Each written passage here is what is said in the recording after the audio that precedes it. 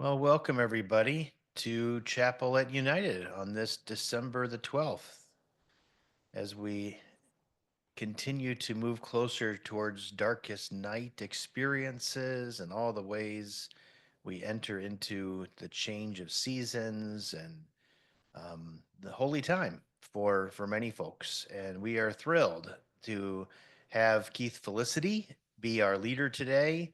Keith Felicity Something is an MDiv student in Interreligious Chaplaincy, um, comes out of the Buddhist tradition, and always enthralled by the wise words that come from Keith Felicity. So um, we're thrilled that they are leading in worship today.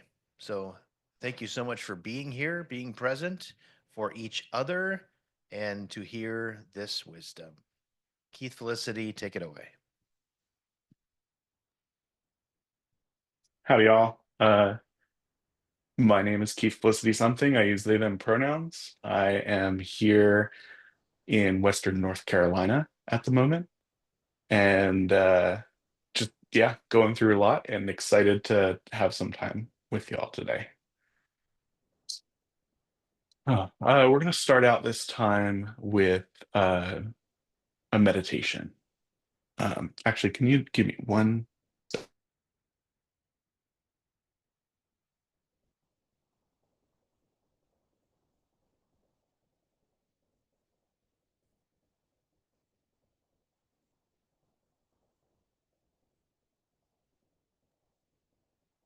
Okay.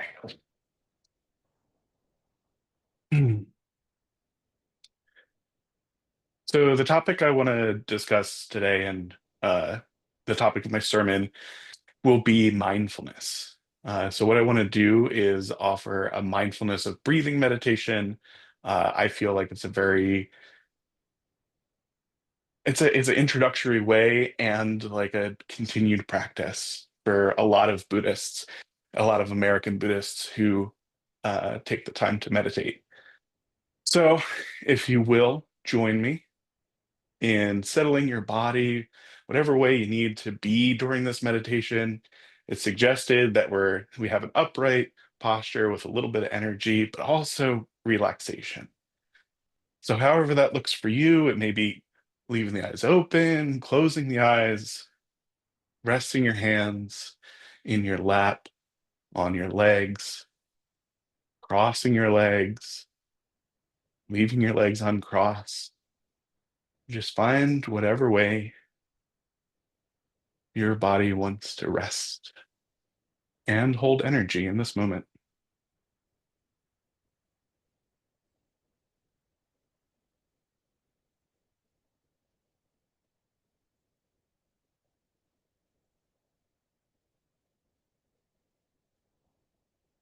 And taking a few deep, slow breaths. Take your time to check in with the various parts of the body, breathing in and breathing out, feeling all the little places in the face and head.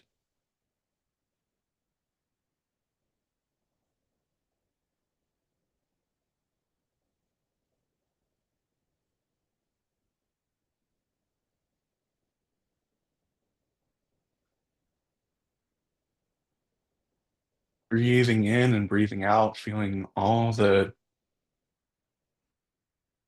joints and muscles and bones in the torso, arms, back.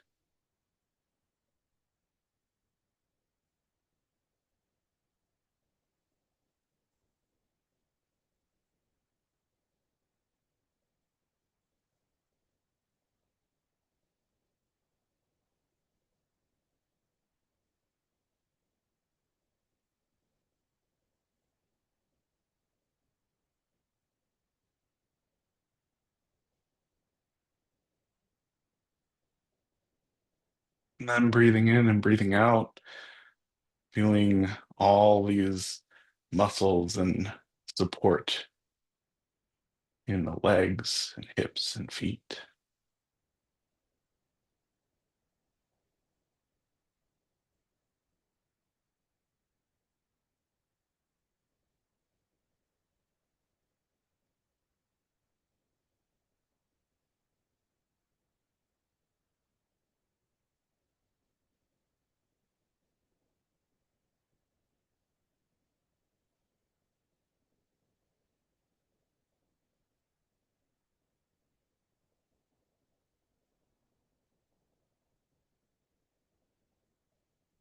And feeling into all these points of contact with a chair or cushion or whatever it is that you're meditating on in this moment, and feeling down into all of that that's underneath there, knowing that whatever you're sitting on is sitting on something else, is sitting on something else, and all of that is sitting on the earth. The same earth I'm sitting on, the same earth all you and St. Paul are sitting on, all you and Chicagoland are sitting on.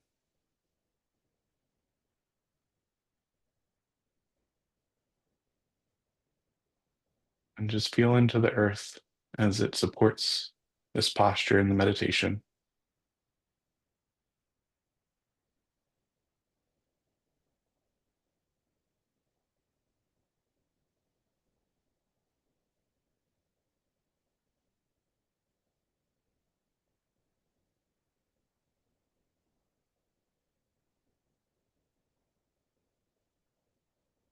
And now gather your awareness on the sensation of breath or any other point you feel comfortable keeping your focus. We'll do this gently, just holding the attention there as long as we can. Some people find their breath in the rise and fall of the abdomen, and the slight movement of the chest and shoulders with each inhalation and exhalation,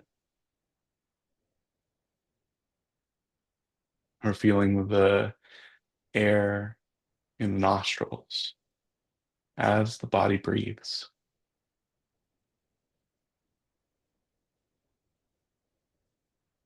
And just pick a spot, whichever spot feels most comfortable, most natural, and be there with it.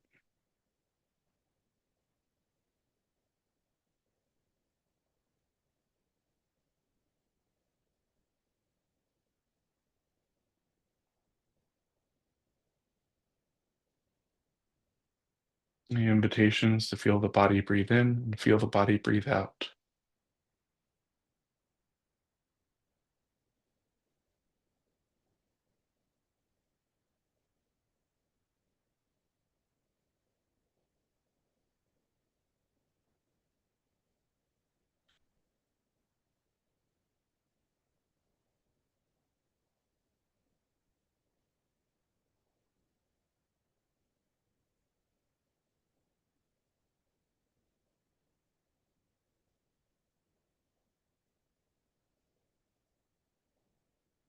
You may feel the attention drawn to the breath and the attention drawn away from the breath towards anything else in your experience.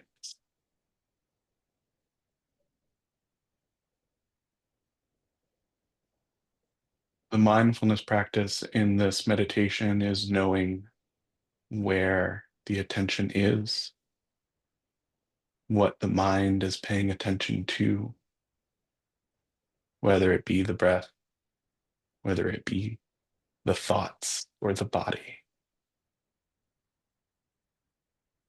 And that's gently and kindly coming back to the breath over and over again.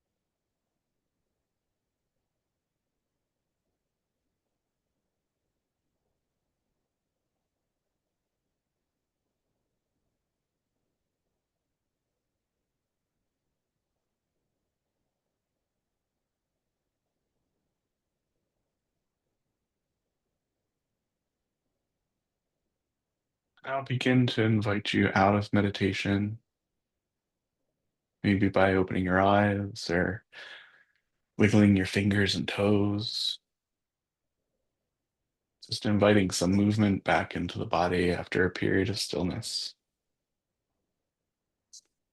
I always feel good with a little bit of a stretch, opening the eyes, looking around the room, looking behind you. Mm,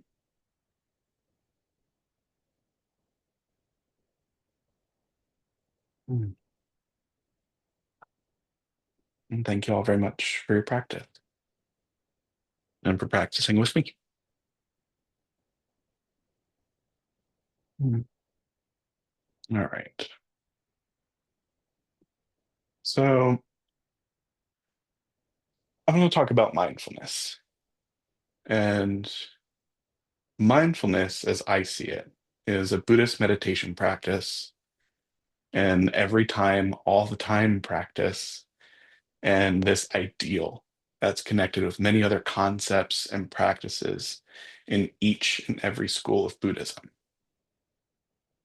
That's including secular mindfulness, secular Buddhism, this like burst of mindfulness practice that's brought to almost everybody who wants it these days.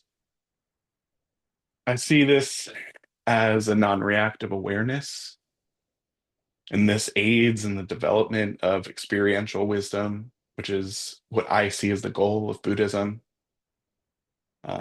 particularly these things that we call the three marks of existence: impermanence, imperfection, and non self identification. And more than that, it aids in compassion.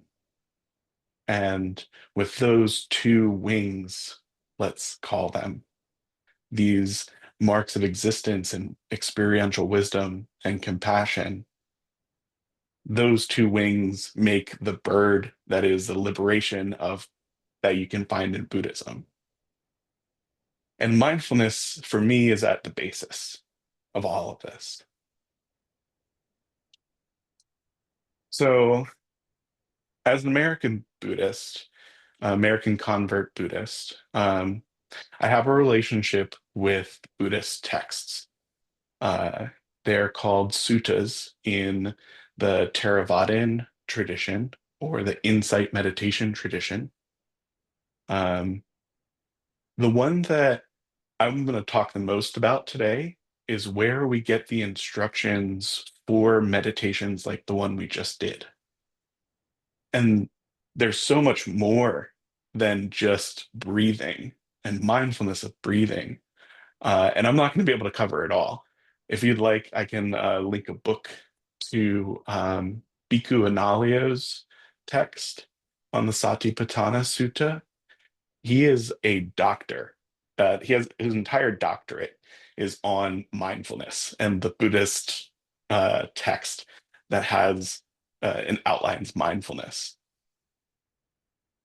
But what I'm just going to talk about and introduce are the four foundations of mindfulness. And that is how we convey these meditation and everyday, all the time mindfulness practices in my little circles of American convert Buddhism. So the first foundation is in the body. The second foundation is in feelings. The third foundation is in the mind. And then the fourth foundation is something that we call dhammas, Dhamma, dhamma. And that can be translated into English as the truth or the teaching.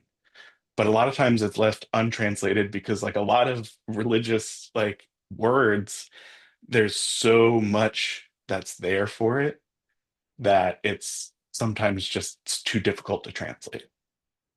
But what I want to convey in mindfulness of dhammas is really the mindfulness of phenomena, right? We want to be mindful ultimately, this teaching leads to being mindful of all things everywhere. And the Buddha teaches that as we're going through each of these foundations in mindfulness, that we are doing and practicing this diligently, clearly knowing, and mindful, free from desires and discontent in regard for the world. So basically, when we're inviting ourselves into this meditation practice, when we're stepping into any of these particular foundations of mindfulness, we're keeping these intentions at the forefront. When we sit down, we want to be diligent in meditation. We want to clearly know and be mindful of what's going on in the body, what's going on in the feelings, what's going on in the mind, and then try to just set aside all the stuff that is happening in the world and be with whatever is going on and is present in the moment of meditation. And that's very difficult, you know. There's a lot of stuff going on for me right now, and setting aside schoolwork and work and all that kind of stuff is very difficult. And that's why mindfulness is a practice. It's something we keep coming back to. I invite in the phrase that I learned in 12-step programs, keep coming back as this mindfulness practice. When I lead mindfulness meditations and I'm talking about the breath and the mind wanders away from the breath, just keep coming back to the breath. Keep coming back to this present moment. If you're in 12 steps, keep coming back to meetings. If you're a scholar, keep coming back to school, you know? So I'm going to spend a good bit of time just on the body. I feel like there's a lot in this foundation of mindfulness of body. Um, and the first instructions that we get in mindfulness of body are about breathing. The Buddha says, here, gone to the forest or to the root of a tree or to an empty hut, they sit down. When we go into meditation, we find a place that's suitable for us. Some of it is an empty hut, some of it's out in nature in the forest at the root of a tree. Sometimes it's in a church, sometimes it's in a community of people. The hut doesn't have to be empty, or the hut is inherently empty if you're in the Zen tradition. But we sit down, fold our legs crosswise, set the body erect, and establish mindfulness in front of us. And then mindful, they breathe in, and mindful, they breathe out. Every practitioner of mindfulness to breathing meditation starts here. Mindful, they breathe in. Mindful, they breathe out. And contemplating. One of the things that I love about mindfulness meditation and Buddhism is that I'm not trying to stop the mind from thinking. I'm not trying to like make all thoughts go away, but I am trying to be aware and have this awareness of what's going on, and contemplation is part of that. So contemplating the long breaths and contemplating the short breaths, experiencing the whole body as it breathes, and eventually being able to calm the whole body just by paying attention to the breath. It's this really portable uh, meditation object that is there for us in every experience, every moment that we've had since we started breathing. And we can continue to utilize it. It is wonderful. But that's not all meditation's about. I like to use it as an introduction to meditation and move on from there. Meditation and mindfulness is also about postures. That's the next part in this foundation of body. Whether we're walking, standing, sitting, or lying down, or however the body is disposed, we are mindful of the body. and in all of the activities. Going forward, returning, looking ahead, looking away, flexing and extending limbs, wearing robes, carrying possessions, eating, drinking, consuming food, tasting, defecating, urinating, walking, standing, sitting, falling asleep, waking up, talking, staying silent. A mindfulness meditation practitioner who's practicing this foundation of body is going to act clearly knowing in every activity. And that takes practice. I'm not a mindful falling asleep or mindful waking up kind of a person. Uh, but there's an invitation in these in the foundation of body practices for us to be able to experience those fully and know intimately what falling asleep, what defecating is like, what eating is like. And then we're also invited deeper into the body. There's this I make the joke many Buddhists make that we're list worshipers. You may have noticed I'm already kind of going through a handful of lists, but my favorite list of all times is this one. It's called anatomical parts. We're invited to be mindful of all of the little anatomical parts of the body, and the Buddha lists 32 of them. Head hairs, body hairs, nails, teeth, skin, flesh, sinews, bones, bone marrow, kidneys, heart, liver, diaphragm, spleen, lungs, bowels, mesentery, contents of the stomach, feces, bile, phlegm, pus, blood, sweat, fat, tears, grease, spittle, snot, oil of the joints, and urine. I'm not sure how to be mindful of all of these things at the same time, but a practice I do like and respect and have been taught is just start with the head hair. I don't know how monks do it, but I got plenty of head hair, and having the time to be mindful of that. Just concentrate a little bit and feel, be aware is a challenge and is very much worth it. Uh, the next part of this teaching would be the elements.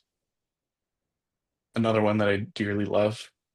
Uh, the Buddhists used earth, water, fire, air as their elements. And during walking meditation, bringing that into to feel the earth underneath my feet, to feel the firing off of my movements as fire, the fluidity of the movements as water, and the air as each body part that I'm using to walk moves. Just being able to internalize those elements and have fun with them is that's what we're getting at here. And then finally, I have is finally in this foundation of body, we have corpse in decay. Um, During the Buddha's time, there were, and there still are in various parts of the world, charnel grounds. So an instruction that the Buddha would give would be to go to the charnel ground and contemplate and meditate with the decaying bodies. There's a whole list of them. I'm not going to go into that at the moment, but it starts with a person who has died recently, and then gets very detailed about various stages of bodily decay, ending in contemplating bones rotten and crumbling to dust, and then everything in between that.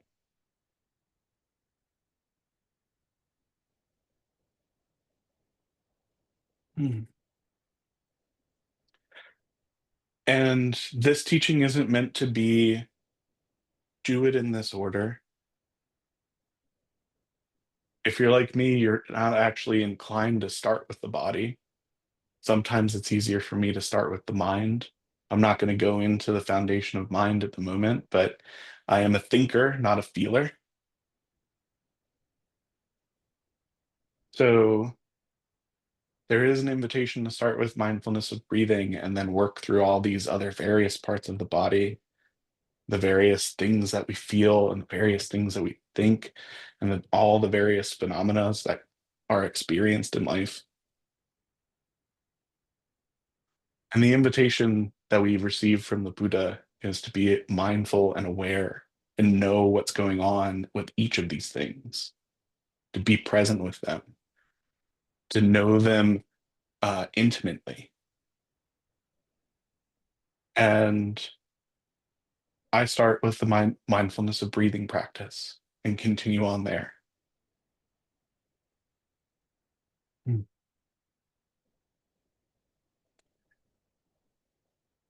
So, just in conclusion, uh, I wanted to talk about mindfulness.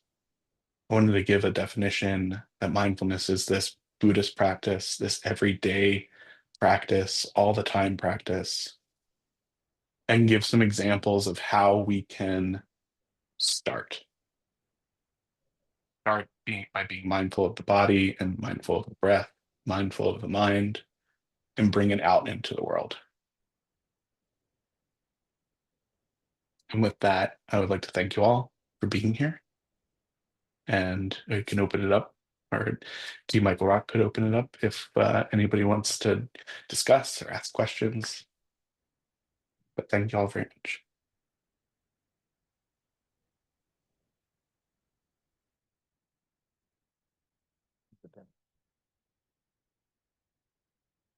Thank you, Keith Felicity, for uh, inviting us into mindfulness in this season. We all need that to kind of connect in with our bodies again in the busyness of the end of term and all of the things and the lists that we all carry in our lives. This does help us ground in spiritual practice that just is all over, and we needed it. So with deep appreciation for you, Keith Felicity, and um, and the timing of this is just beautiful. I can't imagine a better way to kind of end our term, but also um, move us into this time of break, which hopefully opens up opportunities for mindfulness along the way. So stop writing papers or grading papers, you professors, and be mindful for a little bit as we get into this, end of our season and the beginning of whatever comes next.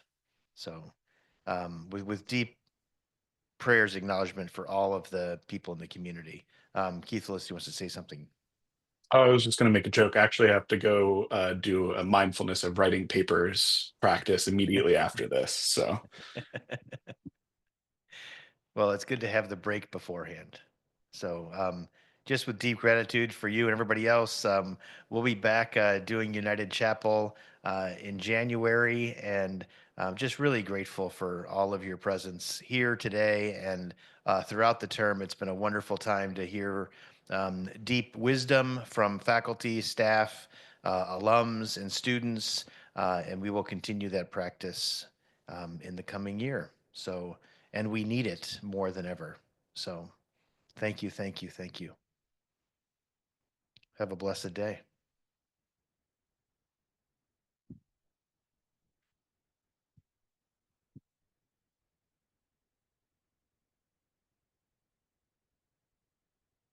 Keith, thank you so much.